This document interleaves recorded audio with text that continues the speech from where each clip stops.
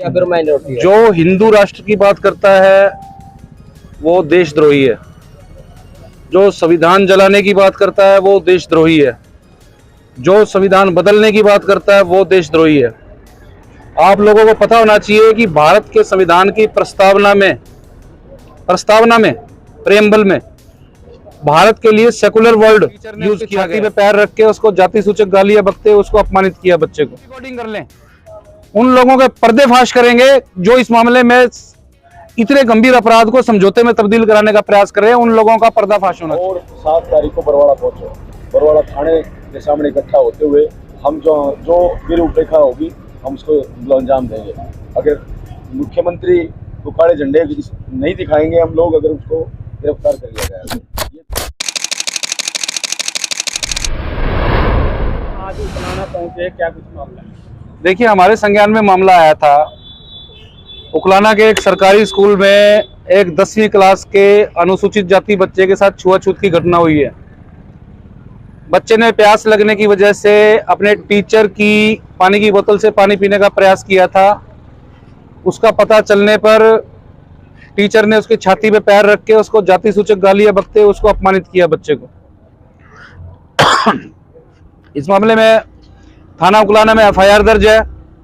FIR दर्ज हुए 15 दिन हो चुके हैं और एफआईआर SC/ST एक्ट और जुनाइल जस्टिस एक्ट जैसी गंभीर धाराओं में दर्ज है।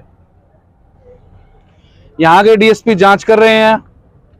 आरोपी टीचर के बड़े राजनीतिक रसूख बताए जा रहे हैं, जिसके चलते उसकी गिरफ्तारी नहीं हो रही है और जिसके चलते डीएसपी भी और यहाँ की लोकल पुलिस बड़े दबाव में है। इन्होंने आज जो रोजगार मंत्री हैं, राज्य मंत्री का दर्जा है इनको, इनके आवास के सामने आज इन्होंने धरना प्रदर्शन किया है। हरियाणा के डीजीपी का पुतला भी फूंका गया है, लेकिन जो पीड़ित लोग हैं, जो प्रदर्शन करने वाले लोग हैं, शांति प्रिय तरीके से प्रदर्शन करने वाले लोग हैं, इनसे बातचीत करने के लिए ना तो कोई प्रशासन का नुमाइंदा आया, ना सरकार का नुमाइंदा आया, ना ही मंत्री का कोई नुमाइंदा आया। इससे स्पष्ट है कि हमारे समाज के साथ जो अत्याचार के मामले हो रहे हैं ये इनको बड़ा हल्के में ले रहे हैं और हम लोग बड़ा जोर शोर से इस बात को पहले से ही कहते आ रहे हैं कि हमारे समाज के जो अत्याचार के मामले दर्ज हो रहे हैं 90% केसों को ये खारिज करने का काम करते आ रहे हैं। और इस बारे में हमने पीछे मुख्यमंत्री आवास के सामने प्रदर्शन भी किया था। तो अभी आज हम उकलाना पहुंचे हैं। प्रदर्शनकारियों से, पीड़ित परिजनों से बातचीत हुई है।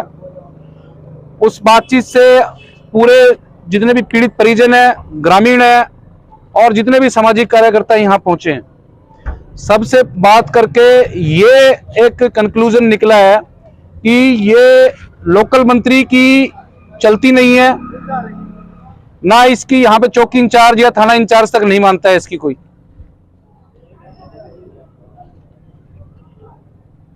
पुलिस के ऊपर जब तक न्यायपूर्ण कार्रवाई करने के लिए ऊपर से आदेश नहीं आएंगे ये कार्रवाई नहीं करेंगे। पुलिस सरकार की दमनकारी नीतियों का एक टूल है। हमारे समाज का दमन किया जा रहा है और पुलिस के द्वारा करवाया जा रहा है। जब पुलिस कार्रवाई नहीं कर रही है तो इसका मतलब पुलिस करवा रही है। तो इस मामले में कार्रवाई कराने के लिए साथियों ने बताया कि मुख्यमंत्री महोदय पहुंच रहे हैं यहाँ पे परसों। तो इन सभी का सामूहिक निर्णय है कि परसों मुख्यमंत्री महोदय मनोहर लाल खट्टर को ये काले झंडे दिखाने का काम करेंगे। अगर in the mean time police उसको अरेस्ट कर लेती है आरोपी को, तो इस जो हमारा डिसीजन है काले झंडे दिखाने का उसको हम विड्रॉ भी कर लेंगे। सर, पीड़ित की माता लगातार बयान दे रही है कि मेरे ऊपर समझौते के लिए दबाव बनाया जाए।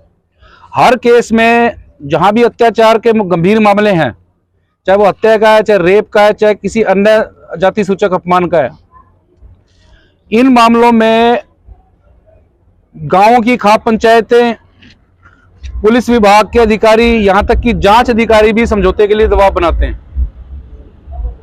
और हम लोग जब भी समाज को जागृत करने का काम करते हैं, उनके अधिकार कानून बताने की बात करते हैं, हम लोग उनको यही बताते हैं हमेशा कि अगर आप मुकदमा दर्ज कराओगे तो आपके ऊपर निश्चित रूप से दबाव आएगा, सरकारी दबाव भी आएगा, पुलिस के मार्फत भी आएगा, गांव की खापे पंचायतें भाईचारे के नाम पे दबाव देने का काम करेंगी। आप उन दबावों को सबको अपने ऊपर से हटाएं, उनको ना माने और अपनी कार्रवाई पर ध्यान दें।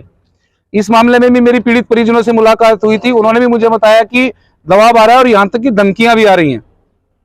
तो हमने कहा कि इस मामले में अगर आपको धमकी आ रही है तो पुलिस में कंप्लेंट करें, चाहे पुलिस कार्रवाई करे चाहे ना करे, लेकिन एक बार शिकायत जरूर करें।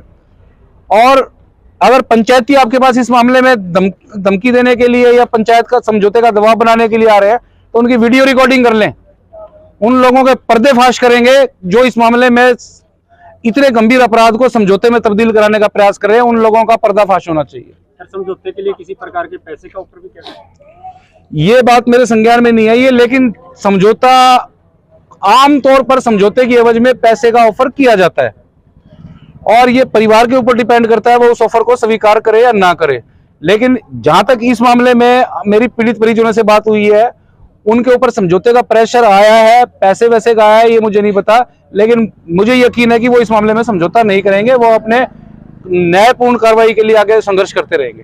शिक्षा विभाग की तरफ से एक कमेटी बनाई गई थी, उसने अपनी रिपोर्ट जो पेश कर दी, क्या आपके नॉलेज में है कि उसमें क्या कुछ दिया गया है? शिक्षा विभाग की रिपोर्ट मेरी नॉलेज में नहीं है, क्या उसमें रिपोर्ट में आया है क्या नहीं आया, लेकिन क्योंकि मामला अब एक संविधान के तहत स्थापित कॉन्स्टिट्यूशनल इन्वेस्टिगेटिंग एजेंसी के अधीन है, जो पुलिस है जांच कर रही है, संविधान के कानून के मुताबिक जांच कर रही है, और जब मामला जांच के अधीन हो पुलिस के द्वारा तो कोई ये छोटी मोटी डिपार्टमेंटल इंक्वायरी जो है ये इससे कुछ फर्क नहीं पड़ता, चाहे वो आरोपी के पक्ष में हो चाहे खिलाफ हो। सर, अगस्त की बात करें तो ये दूसरी घटना है अनुसूचित समाज की। अगर बात करें तो 15 अगस्त के दिन संविधान निर्माता की फोटो जो है वो जलाई गई। देखिए, आप केवल एक हल्के की बात कर रहे हैं, अगर आप हरियाणा की पूरी को उठा के देखें तो हो सकता है पूरे हरियाणा की 15 इस अगस्त महीने में ये 100 या 150वीं घटना हो।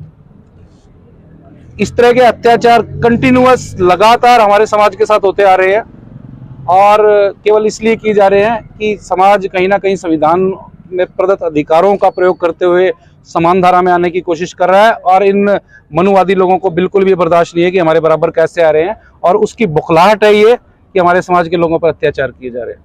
जी प्रदीप जी, आज धरने पर बैठे हैं, क्या धरना परमानेंट रहेगा? आदरणीय बड़े भाई रजत कलसन यहाँ पे आए हैं और इन्होंने सभी साथियों से बातचीत करी है।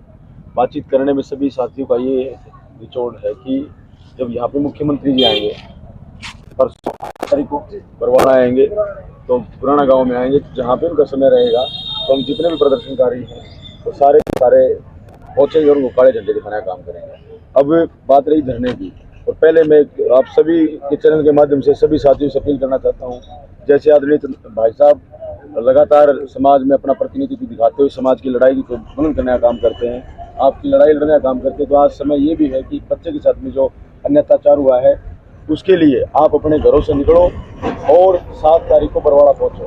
बरवाड़ा थाने के सामने इकट्ठा होते हुए हम जो भी रूपरेखा होगी हम उसको अंजाम देंगे।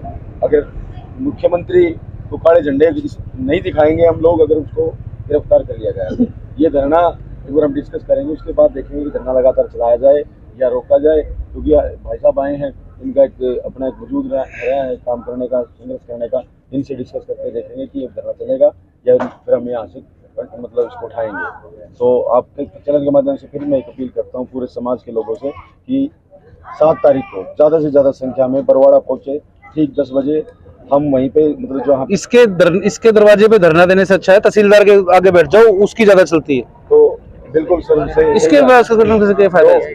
सभी साथियों से मेरी फिर पुनः अपील है कि ज़्यादा से ज़्यादा संख्या पहुँचे, और ये धरना भाई ने कहा तहसीलदार के ऑफिस के सामने वहाँ पे चला लेंगे। रजत जी, जो कॉल दी गई है मुख्यमंत्री को काले झंडे दिखाने की, क्या किसी संगठन के बैनर के नीचे तमाम इसमें मल्टीपल संगठन है, अलग अलग सामाजिक कार्यकर्ता है, पीड़ित परिवार है, पीड़ित परिवार के लोग हैं, किसी स्पेसिफिक संगठन का हम नाम नहीं देंगे कि उस संगठन के बैनर के नीचे कॉल दी गई है। सर, एक लास्ट क्वेश्चन आपसे है। हाँ। हिंदू राष्ट्र की बात है, यहाँ पर बार बार जो बीजेपी सांसद हो या बीजेपी के लोग हो या बीजेपी के विधायक हो, कोई भी हो, बार बार कह रहे हैं 15 अगस्त को विवेक देवरॉय है जो प्रधानमंत्री के मुख्य सलाहकार हैं आर्थिक विश्लेषण के, वो कहते हैं कि संविधान बदलने की जरूरत है। ये है जो इस पे आपकी क्या राय है सर? और फिर ये ऐसे ऐसे मामले हरियाणा में देखने को मिल रहे हैं, SC/ST है जो या फिर माइनॉरिटी है। जो हिंदू राष्ट्र की बात करता है वो देशद्रोही है, जो संविधान जलाने की बात करता है वो देशद्रोही है, जो संविधान बदलने की बात करता है वो देशद्रोही है। आप लोगों को पता होना चाहिए कि भारत के संविधान की प्रस्तावना में प्रेम्बल में भारत के लिए सेकुलर वर्ड यूज किया गया है। सेकुलर वर्ड का मतलब भारत देश का कोई सरकारी धर्म नहीं होगा, कोई भारत देश का कोई धर्म नहीं है। सभी धर्मों के लोगों को यहाँ पर समान तरीके से रहने की इजाजत दी गई है, उनको अपने धर्म का प्रचार करने की इजाजत दी गई है। लेकिन इसका मतलब ये नहीं है कि आप लोग पिछले 5, 7, 10 सालों से सत्ता में आ गए और उस सत्ता के नशे में आके आप पूरे भारत देश के धर्मनिरपेक्ष ढांचे को बदलने की बात करते हो। आप भारत देश के ढांचे को एक विशेष धर्म में रंगने की बात करते हो, और जो संविधान सभी धर्मों के लोगों को, सभी कास्ट के लोगों को, सभी संप्रदाय के लोगों को बराबर अधिकार देने की बात करता है, आप उस संविधान को बदलने की बात करते हो। यह संविधान की धारा दफा 124 और 121A के तहत गंभीर अपराध है। ऐसे लोगों के खिलाफ मुकदमे दर्ज होने चाहिए, चाहे वो प्रधानमंत्री का सेक्रेटरी हो, चाहे वो RSS का हेड हो, चाहे कोई भी कितनी बड़ी हस्ती हो। कानून के सामने संविधान के मुताबिक सारे बराबर हैं।